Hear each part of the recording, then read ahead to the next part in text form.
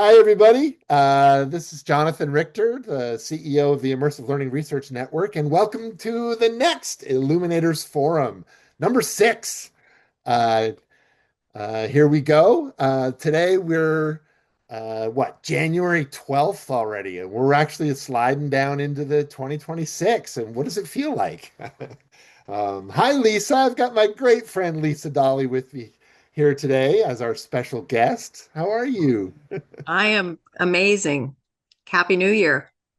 Yeah, Happy New Year to you, my friend. It's amazing that we get to be together and on this event, and I'm just so excited that you're here.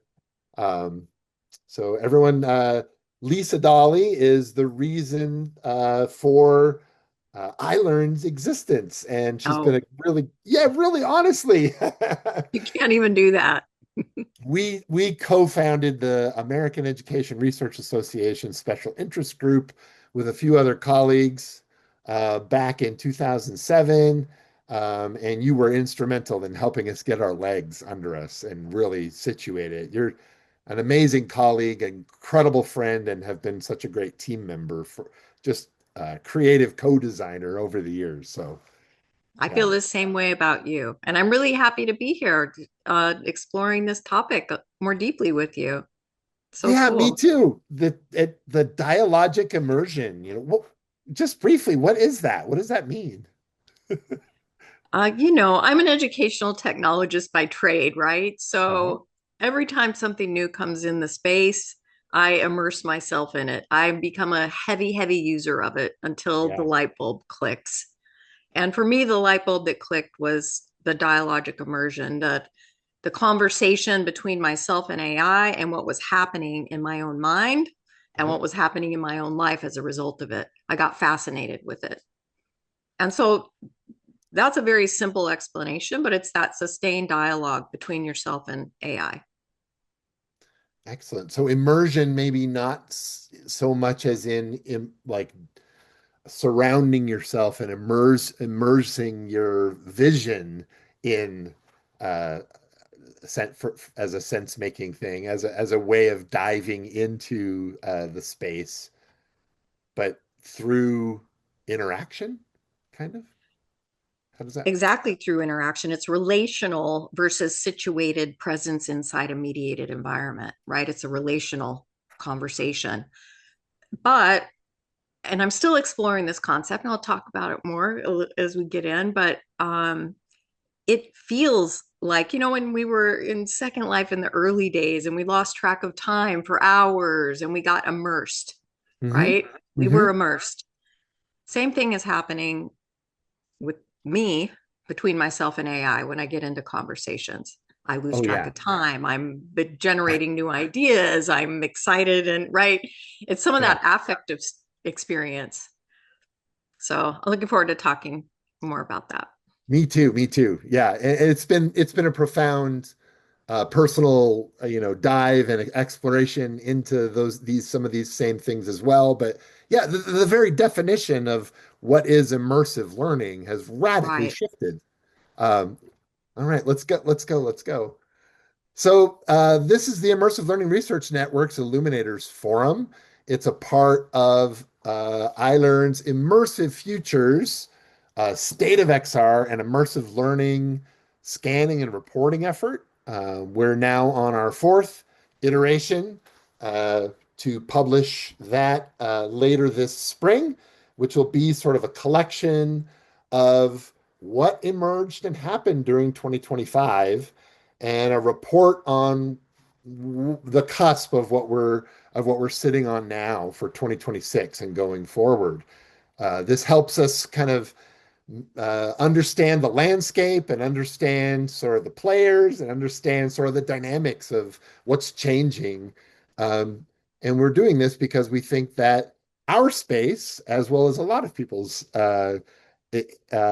felt senses, is that things are changing relatively fast, and so we need to take a snapshot every now and then of Right. what's going on. Amazing. So back in 2007 was when the Immersive Learning Research Network kind of got its roots, and that was through actually I think it was in 2006 at the AERA conference, and Lisa and my friend Sarah Robbins in Telegirl, um, they all pointed at me and said that we should start this AERA SIG. And I was lucky enough that my boss, Lynn Anderson Inman at the Center for Advanced Technology and Education at University of Oregon, um, knew Chris Dede pretty well. And she reached out to Chris, and Chris was gracious as he is. And with great humor and great Always. assistance, we started this special interest group with Dr. Dede and some others back in 2007. We went for a few years, and AERA, and we were really doing a lot of Second Life, as Lisa and I were just talking about. Second Life was all the rage back then. This persistent Right. virtual world space that was Right. connected by land. It was very geographic in sense and nature that way. Island after island, either private or public. Um, there was, sort of the open sim came out, because somebody backwards designed Second Life and came out with their own set that was open sim. I think that's how that became. Open. Um, what do you call it? Like shareware. Sun Microsystems and um, the movement back then was for open source. That's what the word I was looking for. And I love that because it really fit with the idea of open science. Open source and open science kind of have some shared perspectives in terms of sharing the knowledge and helping sectors grow. But we changed to immersive from virtual back then because the group could not come to an agreement about what we were, and more people in our SIG, they felt that virtual was like the Second Life, and the other people that we wanted in our SIG um, doing augmented reality or games research Mhm. or other things, they did not see themselves in the word virtual. And so after much argument and challenged discussions and kerfuffle, we took a vote and we changed our name officially to Ariel Sig. And then we all sat down and thought that even then within AERA, it was educational researchers kind of delivering pizzas to each other. It was educational researchers delivering educational research, but we wanted the psychologists and the game designers and the people to talk to at our conference. And that's why we stepped out of AERA. We love AERA. AERA is a fabulous organization that really helps to focus educational research and help to build that community. And so we fully intended to continue collaborating with the great people at AERA and the SIG um, as we started iLRN back in 2015. But anyways, we created this conversation, this dialogue about what immersive learning was between computer scientists and, they weren't coming to AERA, and game designers, they weren't coming to AERA, but they're all looking at it from these different pieces. And Lisa and I, what was that year? 2000, I think 9 or so, we started talking about publishing how to create dialogue amongst these different disciplines that were working on this space. And so we published, I can't remember what year that was, an invitation to Can't- dialogue. I can't either. Um, So we've gone from sort of like this world back then where virtual worlds and simulations and the study of presence when you felt like you're there and Mhm. feel like you're in a spot. Situated learning was also up and coming then. And today with now virtual environments shared and people occupying these shared spaces, it's much more about the communications and the dialogue and what can happen in real time within these spaces. And it's also, this reflective space where you can present people with incredible not just visual capabilities, but haptic capabilities, sounds, and the interaction spaces within them. You can put on a glove and you can touch and feel, and the different kinds of interface techniques that games have are all embedded within these ecosystems. And so the tantamount sort of experiences that you can develop with AI and with others is these highly customized, incredibly touching perspectives and spaces that really have an impact on a person. And whether it's training or education, it could be counseling, it could be anything, but that gives you this ability to reflect on the experience you had. How meaningful was that for me? What am I going to take away from that simulation? How do I carry this simulation into my job? People are now really having an impact, getting an impact from these things. And then increasingly, we're talking about this human AI interaction space, like what Lisa's here to shine a light on today in our Illuminators forum. I just wanted to mention before you leave Yeah. this slide, in the Yeah. early days, it was about the technology and what are the technologies we're talking about, Uh-huh. virtual worlds, games, simulations, whatever, Hmm. and understanding the affordances, the constraints. Look how it's shifted over time to the user experience. So it's not about the tech I'm using. And I think that's going to be the trend that we're Yeah. seeing long term. It's not about, there's always going to be new technologies and new ways of that, impact my immersion in something always. And so you can't keep changing the organization every time a new tech comes out. But this gets at the heart of it, right? It's about the meaning making, the sense making, and those are two different things for me, by the way. The sense making that goes on in the individual, regardless of what the tech is. For me, Yeah. that's what I'm starting to get there at the heart of it. Right? Like Yeah, again, looking back at virtual world simulations and presence, we had an architecture, like a landscape and a backbone or different virtual places that you could create that other people could then interact with in some ways. right. And now with the systems effect of all the interactions and interfaces being built into it, not to mention AI, which absolutely automates and stuff through algorithms like on the fly and really speeds it up as a catalyst. You're now through those interfaces having these systems and I could use the word agentic effects where people can have agency and they can do something and it has an That's impact, right.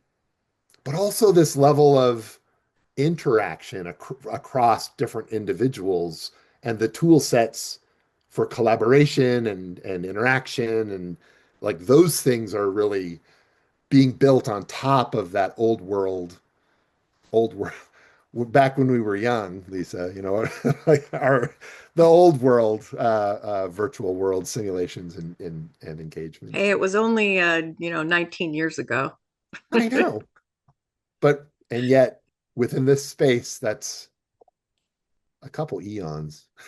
right? It's hard for people who are just experiencing this stuff now to imagine what it was like back then. That's kind of those differences between generations or something.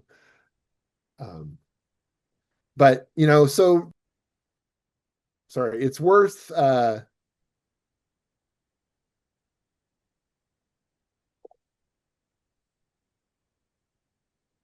kind of talking about and making this comparison. Like what has shifted?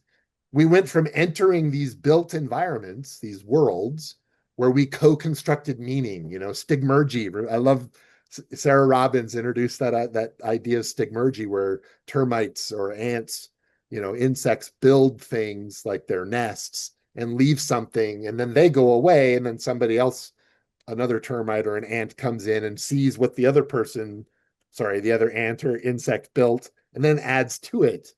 And that co-construction, there was so much lively conversations going on there, and I miss all of that. I mean, uh, even though we still have different ones, but also from design spaces where we were creating these spaces, and now they're more designed conversations. Again, like we were talking in the last slide about how interaction and process has become really, things are dynamic now, right? We all know that. Right.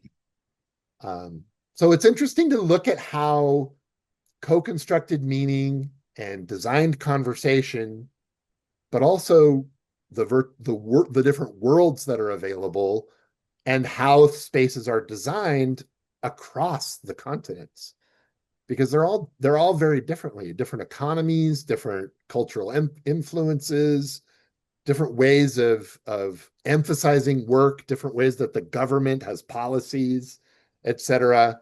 And so by examining um, the virtual worlds and simulation spaces that are available and being popular in these different spaces, you can kind of get an understanding about how AI and co-constructed meaning as well as designed conversations are taking quite different constellations of use patterns. They're not implementing these things in the same way. I mean, the context is huge, right? Because I Yeah, could be a person who grew up in middle Mexico, surrounded by community, family, a rich history of culture and sense of who I am in the community. And I'm going to immerse myself dialogically with AI, way different than somebody who grew up in North America that's independent and on their own. And do you know what I'm saying? The context is absolutely. everything. Absolutely. And the tool sets have so much power in them that they can be adapted to different Right, cultural practices and right. fit into different sort of economic streams or different patterns of the way people live and work and But play. even the framework that I would hold for meaning making, right? Right. So now if I'm developing an AI bot around meaning making, I want to make meaning, I want to learn. That meaning making process is going to shift depending on the culture too. Absolutely. Oh It, my gosh. Lisa, it's fascinating. I started playing around with Claude, creating sort of a personal assistant. But um because it's now it has the software integrations and it'll like actually create an app for you. And I'm like, because somebody was just saying like within 4 prompts, I made the most amazing pocket assistant. And I was like, no way. So I just was like, make me an assistant that would help me do iLRN. And it worked on it. And it's doing some really interesting things. But that, like, you're right. Like the decisions I make, the different ways culture is plugging into that, Right, so many different parameters that go into the way people prompt the AI for them to right. create different things and that whole context of their language. Boy, it's just breathtaking, isn't it? Yeah. Um, so yeah, not only across different places, but and different cultures, right? Think of all the cultures and places around Africa, Asia Pacific, Europe, the Americas, within indigenous contexts across all of those continents around the world, all those ancient ways of living, um, all those, places that have wisdom like deeply connected to the landscapes.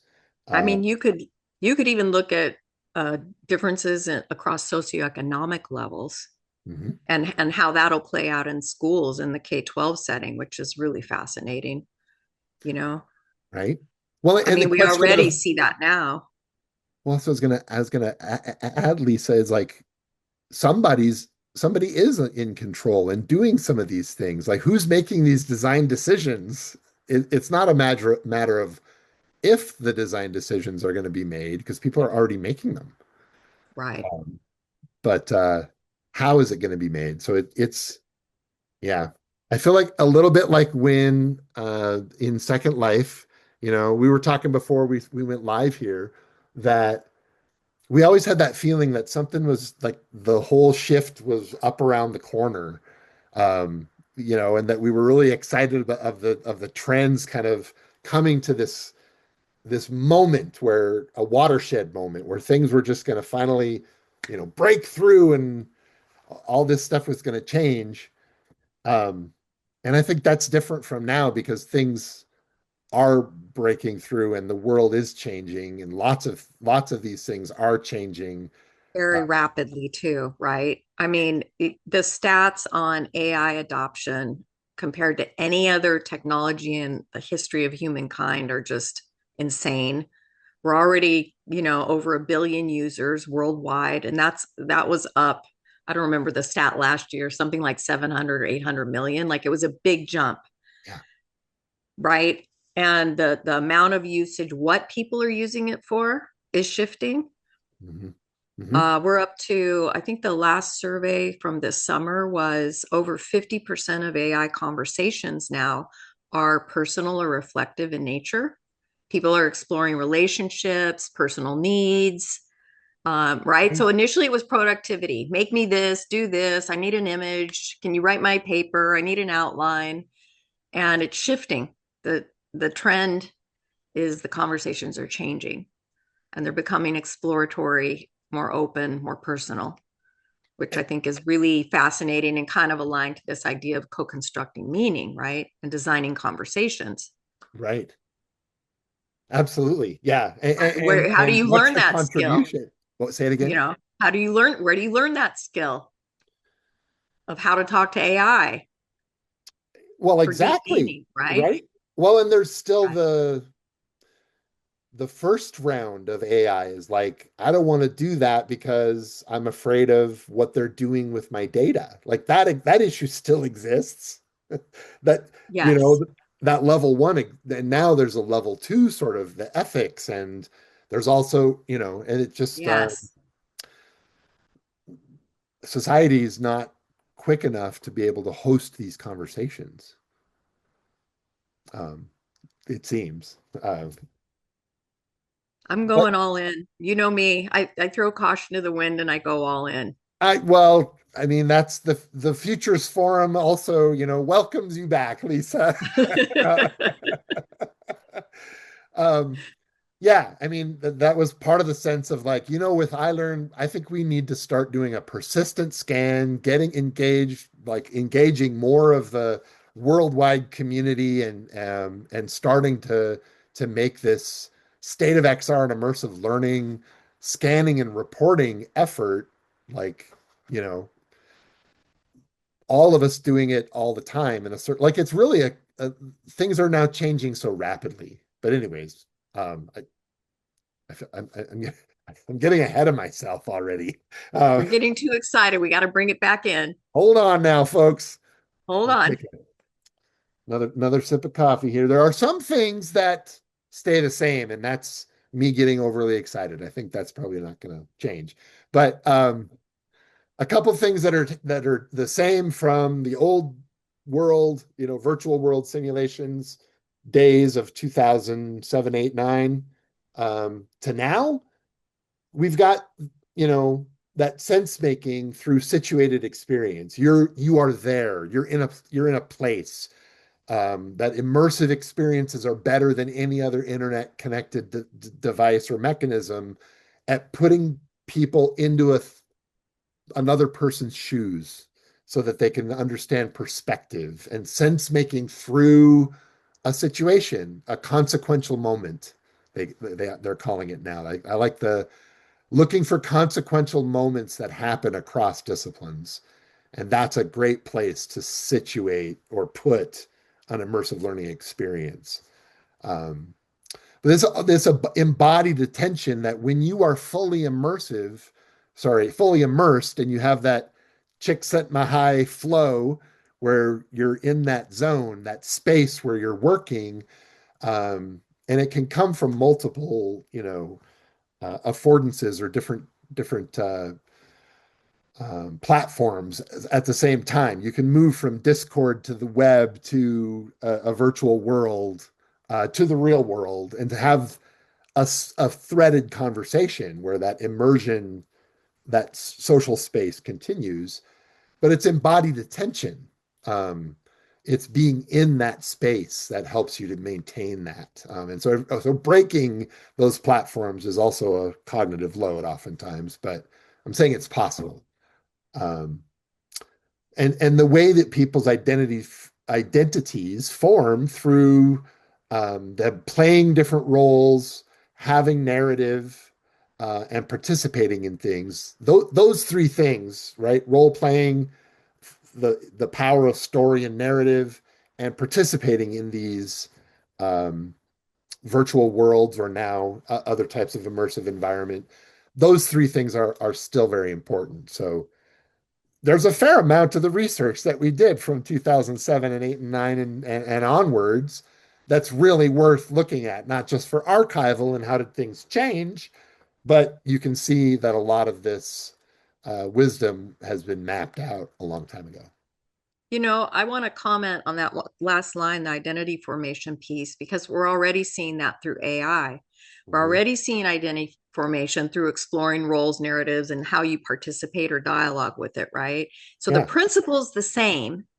And I'll Mhm. give you an example. There was a high school student who came and gave a talk on, she was in her senior year in high school and was working with AI to envision herself 20 years in the future.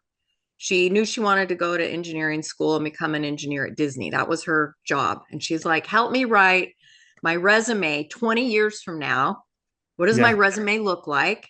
Uh-huh. And she produced the resume and then she had AI interview her. So she had to talk about herself as an expert 20 years in the future. Mm, Right. So that little identity of self, that exploration, it still can happen. It just happens in a different way. right. Principles Oh, are the same. yeah. That makes me, Fred Pollack's work on future focused role images. Um, that having a role model or somebody that you look at, like, I'm going to be like that person. That's Yeah. how powerful XR and AI Yeah. can be to help people to. But what if that person is yourself 20 years from now as the expert?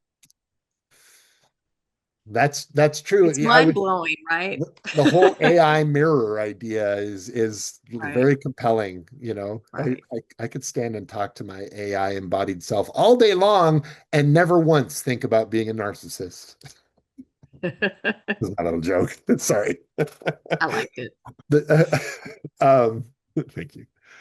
So, I mean, yeah, that was like a Black Mirror joke, right? You could stand in front of the AI mirror all day long and never once think about being a narcissist. But holy cow, the design choices that we're all making across XR and AI and the choices that we're making right now in 2026, um, this is the Wild West where there's all this possibility and people are charging after the gold rush kind of thing, to use another Wild West.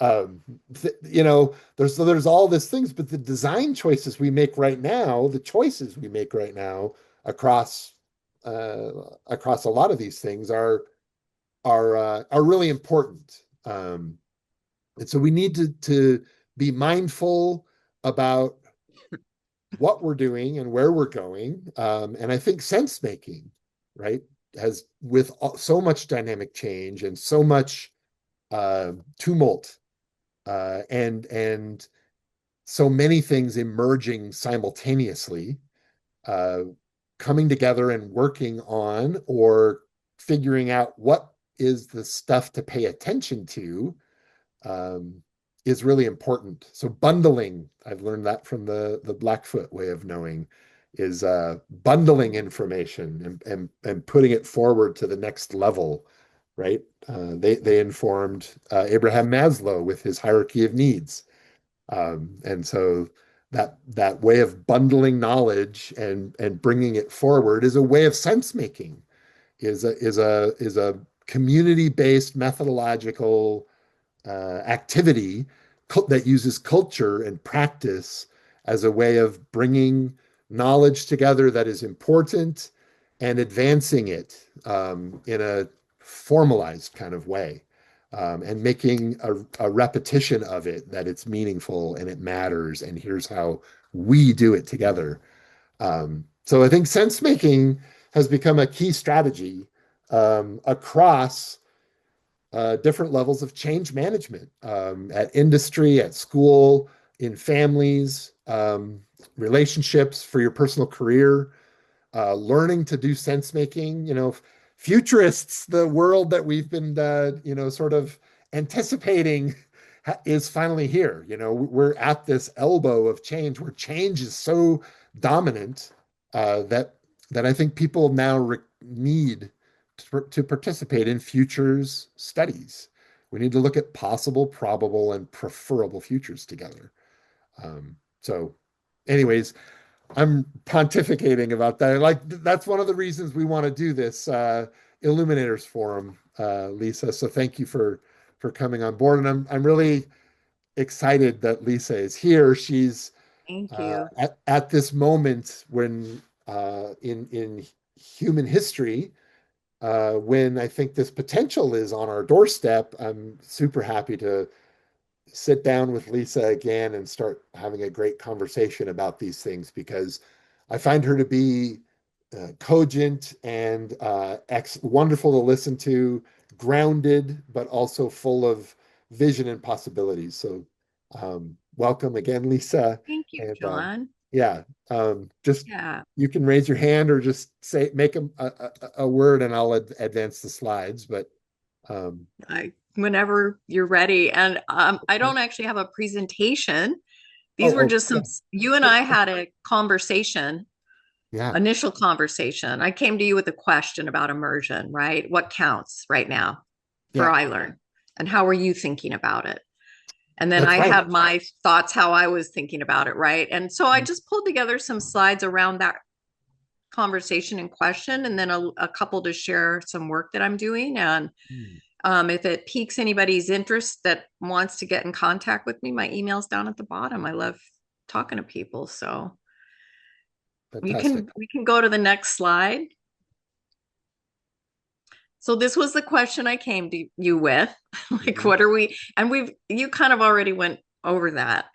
But I think for me, it's understanding the shift from external to internal experiences of learning. It's what the user experience is, not the what's happening out here, right? For Mhm. me, that's how I'm thinking about it right now. Um, yeah, and that involves cognitive and reflective processes for sure. So, next slide. All right, so, are you saying that the immersion is sort of a function of a attention? I've heard, Yeah, if you go to the next slide, I think that one goes into more detail. Yeah, you're this right. one. Yeah, Okay. yeah, yeah. Okay, so this is how I'm seeing it right now. And please correct me or elaborate or whatever. Oh, And you please. kind of went over this already on your other slide. Like we started back with the whole, situated presence in a mediated environment and the idea of being there, Right. right? That's when I'm immersed. And then it kind of shifted. It's this like where your attention goes, the sustained engagement, wherever your attention is, that's Hmm. where I'm immersed. And where I'm at right now is that, this dialogic immersion is that the presence becomes relational. It's not Hmm. just situated anymore. Right. It's through that actual interaction and conversation. It's through the dialogue itself, right? It's co-constructed, human AI co-agency. I'm co-constructing with AI Yeah. my immersive experience. I like the way you've done this better than what I had, because you've added that middle layer of, over on the left is the situated presence. You're creating the built environment, the or Right, you're creating the architecture for immersion anyway, right, out of physical interactions. And then in the middle here, you have sustained engagement across cognitive social, like that's like where they place their attention, how they place their attention. And I think the distinguish between those as two kind of separate layers is really brilliant. So yours is better.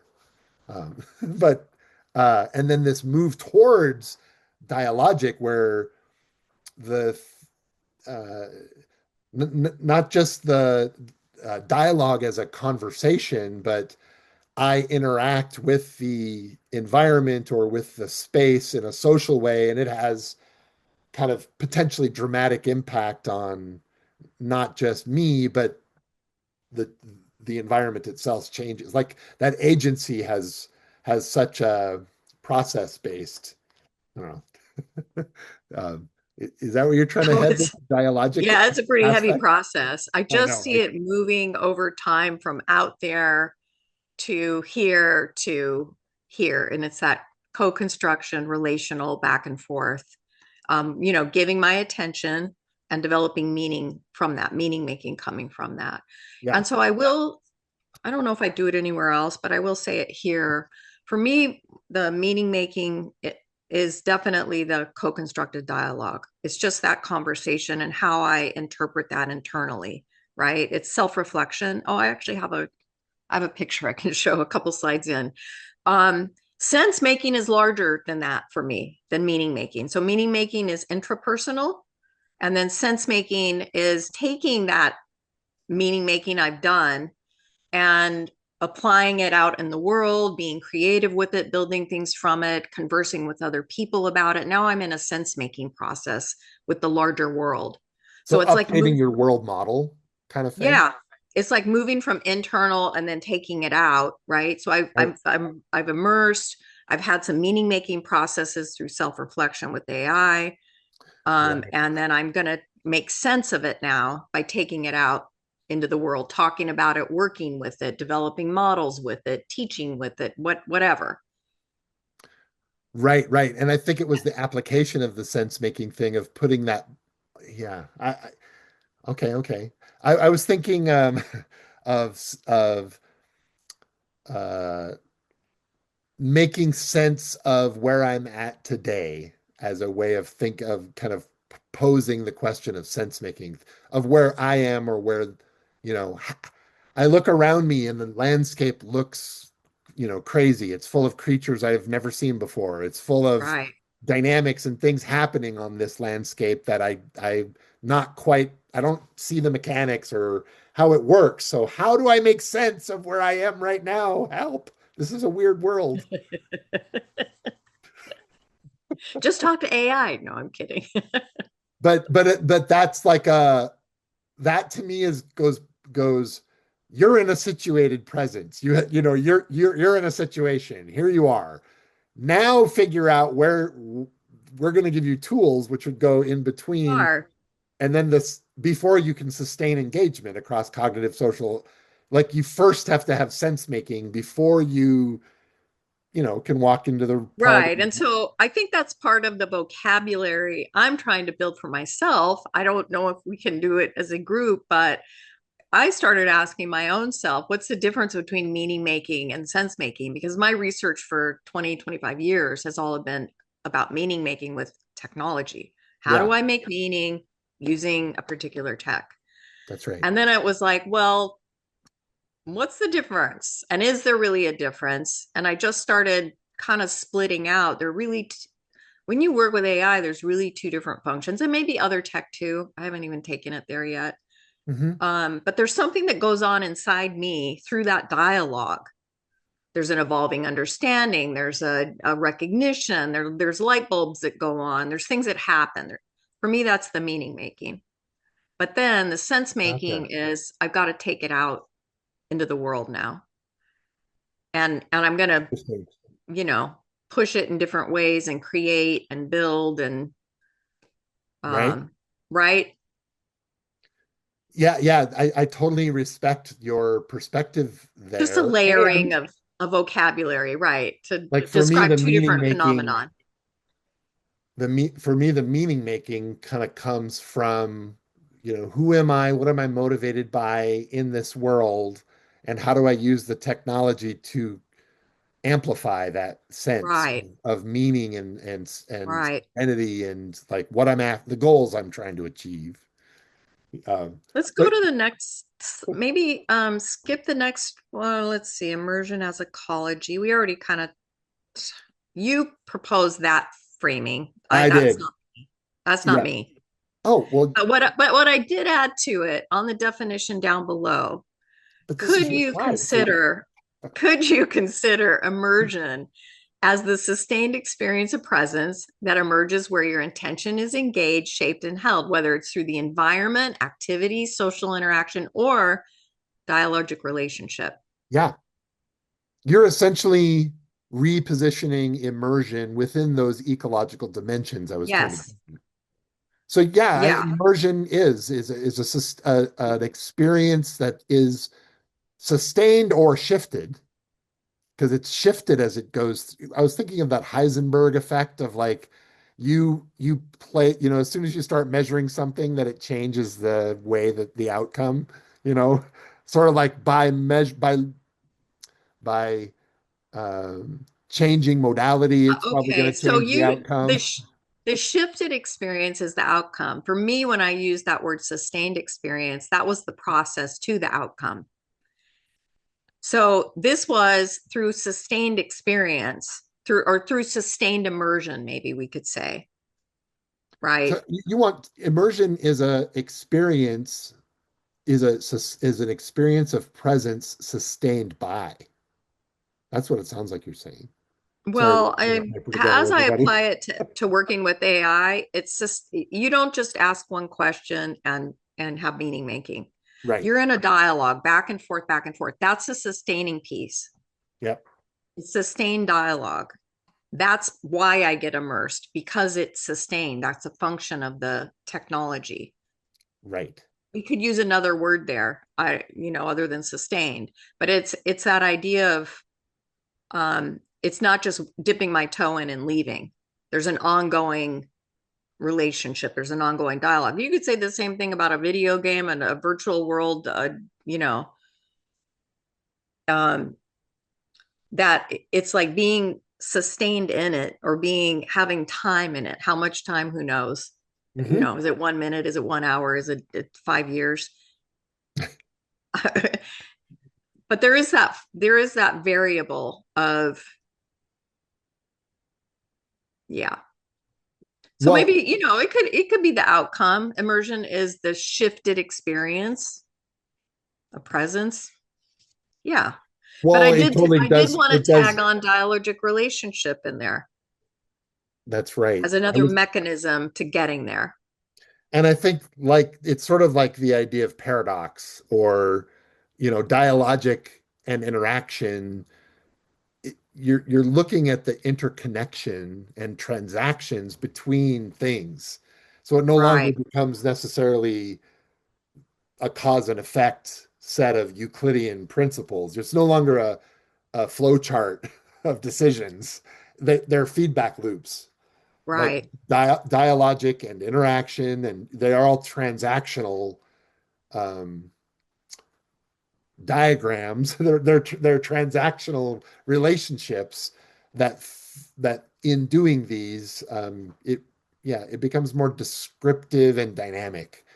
Um, it's not as easy to put into Frederick Taylorisms and hierarchical charts or taxonomies that you have to actually look at the relationships between just two entities and the way that they trade back and forth to get your head around it. Right. Okay. I really like the Maybe sentence. We could talk about this for a long time. I know because it's your thing and I didn't want to co-opt it. It was just part of our earlier conversation. And I thought, does dialogic relationship fit in here? And I found a way to make it fit. Now, whether you agree with it or not, that's another thing. But I do see it definitely as part of the system, Yep. and Yep. that all those things can interact and coexist for sure. Absolutely. No, I like the way that you've described the landscape and this sort of the interactions within this technology, tool set, how the socio-technical interactions that are occurring through these applications. I think you've done Right. an awesome job. Thank I you. always do. I just like as we've written papers together, we're like, we tinker and construct it sort of at slightly different levels, but we resonate with each other. It's always fun. So, you know me, I like to think in terms of Kuhn's paradigms, and we're in a paradigm shift. Totally. And so I started kind of exploring what is the paradigm, what is the emerging paradigm with regard to AI, right? And this idea of human AI coagency. Mhm. And so if we, and I think in terms of educate the field of education, because I'm an educator. So, you know, I just started putting labels on things because I can't make sense of things without labels. Now, people can agree, disagree with the labels, but I'm labeling it, right? Yeah. And so this idea, now I'm going back to we start with the ontology, how do we know what is knowledge, what counts as Yep. knowledge, human ways of knowing, okay? And it doesn't say human AI ways of knowing. That one says human ways of knowing. And again, that our knowledge develops through sustained interaction. Now, this is in regards to human AI coagency. So that sustained interaction piece is critical. And and then it says emphasizing the importance of understanding how AI shapes learning experiences in real time. It's actually like adjusting in the moment always, right? In that real time thing. And what happened, where do you ever have that? I mean, maybe in a classroom with a teacher for 10 minutes until the attention gets diverted over to somebody else. But that idea of, you know, knowledge develops through sustained interaction, and it's human ways of knowing. Did you ever read, Yeah. there's a landmark book, Belinki's work on women's ways of knowing and how women know and see the world. So that was a whole paradigm for the feminist movement.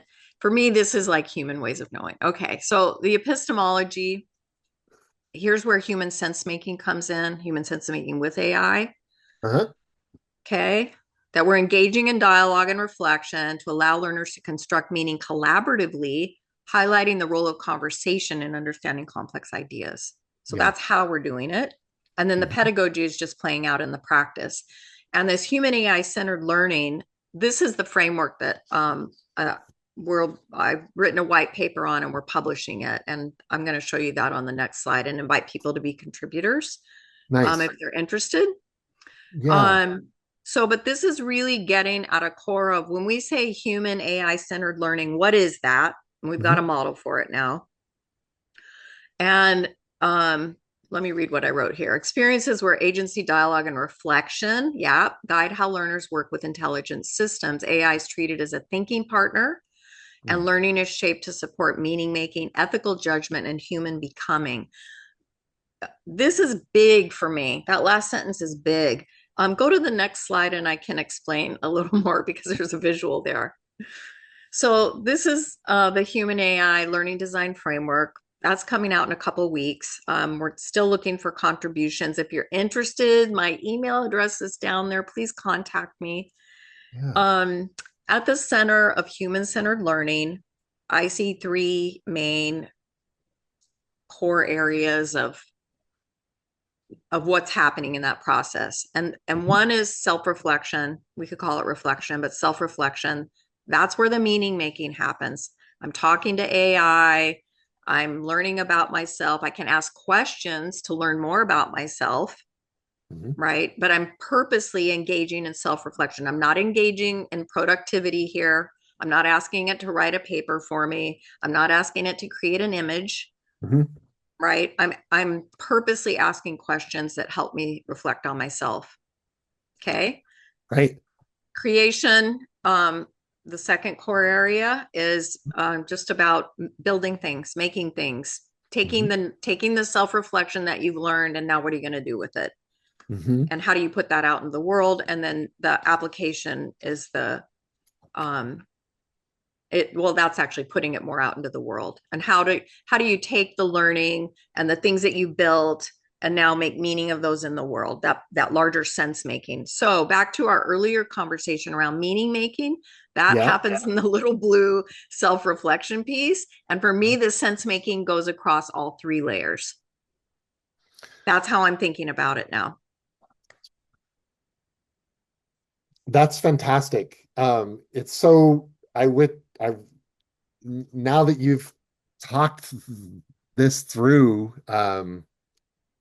yeah. So iLRN created this sort of or I've been trying to help stand up these three pieces within iLRN, the knowledge tree, which is the evidence base around for immersive learning. And we've got our codex, which are like, the single source documentation. And that's acting in some sense as our evidence, and we're evidence use, our evidence base is to inform that application piece. And then we built a moat around that knowledge tree for our scholars in the Immersive Learning Research Network, so they could be safe and they could talk about scholarship and the boundaries that are very specific about research. So we have high quality research publications and conversations. But Right. then we've got the practitioners in education and design who are either creating or co-creating immersive learning experiences, or Yes. they're teachers of, and they're innovating Yes. And because they're they're creating. they're Right. unboxing this stuff for the first Right. time, and that's our innovation garden, right? So we have the I knowledge love tree that. and the innovation garden, and then the self-reflection is illuminators. That's our lighthouse, because we're looking for these emerging things that are happening that are going to be signals of big change coming down the horizon, um, and then dialogue and figuring out what these changes mean to us. And so, Lisa, I think we've kind of created some interesting parallels and differences in this, but It I sounds like really it, love doesn't it? I really love what you've created here. This is really cool. So if you think about learning design, you're right. It is for the learning designers, the instructional designers, the teachers who do design. Who's creating the learning? Yeah. And when you talk about learning with AI, a lot of it's prompt mechanisms, Hmm. right? And so, for example, an example of a self-reflection prompt might be, help me see three things in myself and our conversations that I may not have noticed, Right. right? Right. Help me understand those more deeply. There's a nice self-reflection prompt, but it's not just prompts. The design framework also goes into the role that the human has in judgment, Hmm. from an ethical perspective, and judgment of the information you're getting from AI. Does it make sense for me? Does that feel true? Do I need to, how do I need to respond to the AI? Because the AI isn't all knowing. I am, right? I know what's true for me. Oh, right. It's the So human in the middle kind of idea. Like, so there's a huge judgment piece. And ultimately, if you do this well, if you can work across all three areas, you're understanding who you are becoming as a human being. Like that's ultimately what I want to know as a learner. Like, who am I becoming as a human? right. What are my strengths? Where are my values? What are my weaknesses? What, like, I'm learning to know myself Yeah. through interaction. And that's a huge focus of the framework as well. And it's So the model of human learning in a way. I mean, human that's what it says, human AI human-centered learning. learning. And then you have it already labeled. It's not like you don't know that, but just, it's dawning on me that, like, this across different levels of human living, both personal, school, organizational, family, using this framework as a way to Right.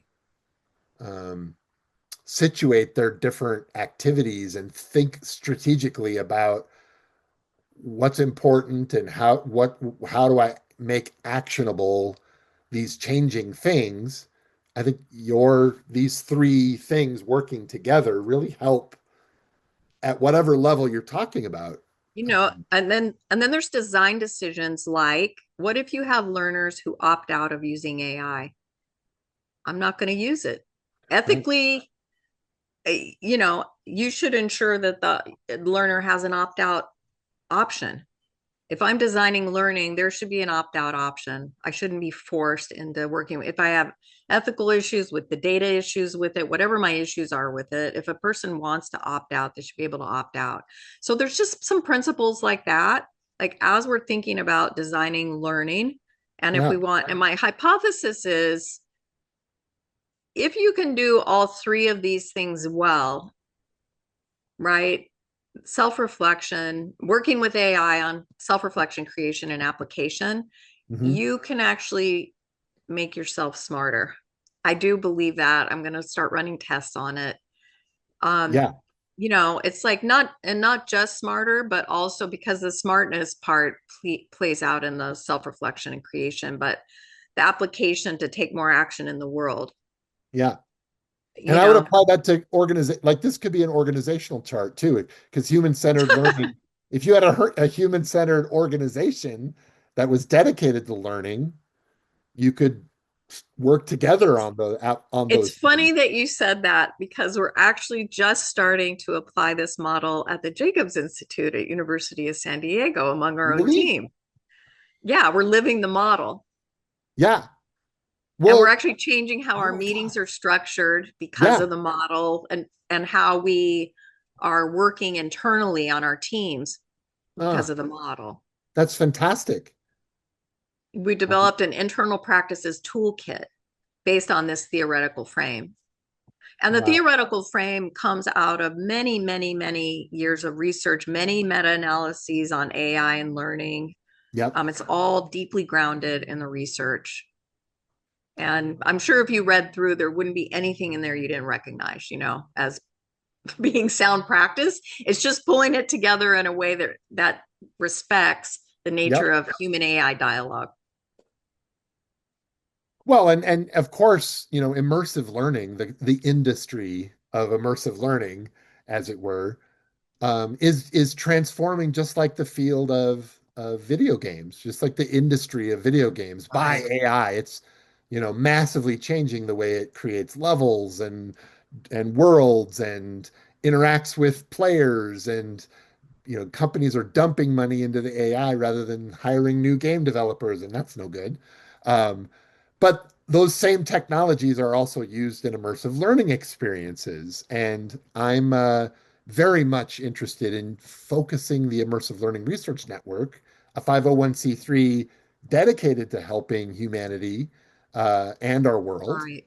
and applying frameworks just like this. So yes, this was, I mean, I can hear this. Oh, like, thank you, Lisa, for really helping us bring this point home so early in the year because 2026, we want to be this open learning society around immersive learning, requiring us to like really pay attention to that mission. And it's an engine like this, it's a framework like this that it's going to allow us to collaborate together effectively and really make meaningful advances towards that mission. I So mean, you're making a really good point. All of this has happened kind of organically, through our work at the Institute. But think about how, I mean, even in the last 6 months, how my workload, has totally changed and shifted because of AI. yeah, The way I do everything has totally changed and shifted, it has. right? So the organizations have to change and shift too, and the Right. practices that we use in the organizations have to change. Yep. All I'm asking, if you go back a slide to the paradigm, is is the organization, does it address that? Like what is the underlying paradigm of iLRN, right? That's framing the work of iLRN. It's just a question. I don't know what it is. Maybe you would have a way to answer it. Maybe you'd have to think about it. But then does everything flow from that, right? In terms of the Yeah. organizational practices. And it sounds Right. like, yeah, you've done a lot of deep thinking about it, right? With all the different structurings and how you're Yeah. navigating the system.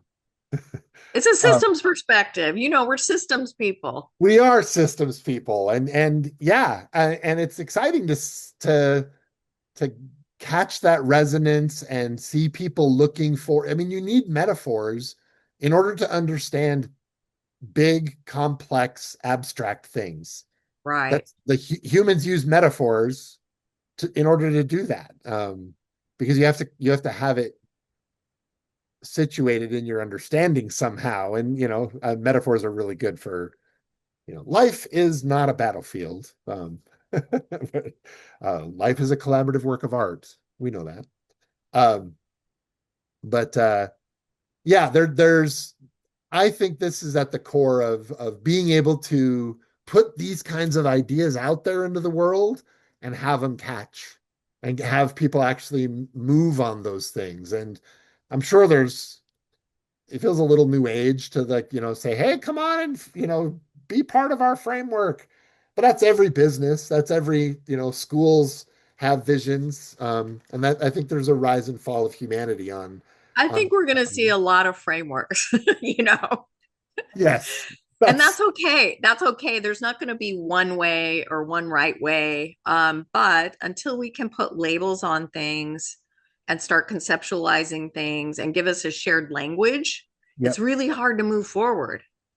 So that's all that this is. It's an attempt to label a phenomenon and create a shared language. So, Mhm. and it's not meant to replace any other framework or any other design principles, or it's just a layering in. Well, I think it's resonant with a lot of things that are happening here. And I'm incredibly grateful for you coming and sharing this. And I think that there's a lot of power in us continuing to collaborate. And this could be a moment where things go forward from here. I guess things always are going to go forward from wherever moment you are. But um, this feels like a meaningful one, Lisa. So thank you Thank you, for John. sharing this. This is Thank fantastic. you. Um, so again, like we shared last week, we think immersive learning is entering this kind of consequential phase. This is the moment we want to help shape what immersive learning is all about. I learned with Lisa back at AERA, but it was created as a special interest group for people who do immersive learning as a profession, not just the educational researchers, but also computer scientists, the game designers, the medical education, the environmental science, the different branches of application as it goes. But let's work together on um, taking advantage of and developing our future around this threshold moment. So I'm going to stop the uh, recording and we'll open the floor. But we want you to know that you on YouTube, if you're watching this, press like and subscribe. We'd love that. Seriously, it really matters to us to get our work out there. But let us know what you think. And we really do believe that your voice in the expert community, if we work together, we can do incredible things. So thanks again, Lisa. Um, Thank you, John. It was my pleasure to be here today. um, we also have our conference coming up. It's 2026. It'll be in June, um, 14th and 15th online and in XR, and then later in the month on the 27th through the 30th in Athens, Greece. So everyone, please come to the conference. We're getting upwards around 200 different submissions for both online and in Athens. There's still a little time for our educator and design group to submit. The deadline for that is January 25th. So if you're watching this video or you're there in the audience, or Lisa, if you want to come to Athens or present I'm online, coming to Athens. Listen, I miss Scotland because I got sick, and yeah, I'm not missing Greece this year. So yay. I am planning on it, and I'm healthy. Yay. Oh, well, yes, that's so wonderful. We're going to pick up on Yes. this conversation then and then some. So that's fantastic. So yeah, everyone, let's we're going to be opening our open society for immersive learning in a big way in June. So that's what we're gearing up for. That's what these conversations are about. That's what the State of XR and Immersive Learning report is going to position us for. And we really want to work together across our discipline with the professionals of immersive learning. So next Friday, January 16th, um, watch LinkedIn and Facebook for our announcements.